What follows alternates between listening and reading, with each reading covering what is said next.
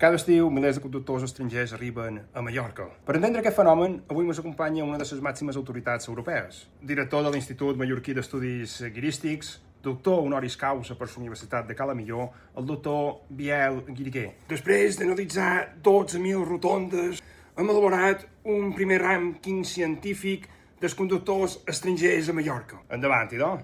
Aquests dels quals xerraré ara no condueixen, improvisen. Per ells els carrils són suggeriments i els intermitents formen part del paquet opcional. Extraordinari. En el número 5 són els italians. Aquests altres entren a una rotonda amb una confiança que només tenen ells mateixos. No saben on van, tampoc importa, però estan convençuts que arribaran abans que tu.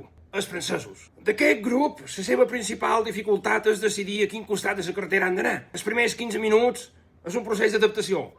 Els altres 15 també, els britànics. Aquests respecten tant les normes que acaben generant noves normes. Si el límit és 50, van a 49,8. Són admirables, són els alemanys. Els que no han passat per Magalluf, tot s'ha de dir. I en el número 1 podríem dir que hi tenim el conductor perfecte. No cor, no pita, no molesta. De fet, no l'han vist mai.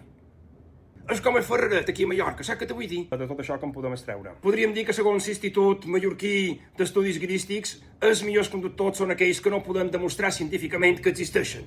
Molt bé, Biel. Moltes gràcies i fins al proper dia.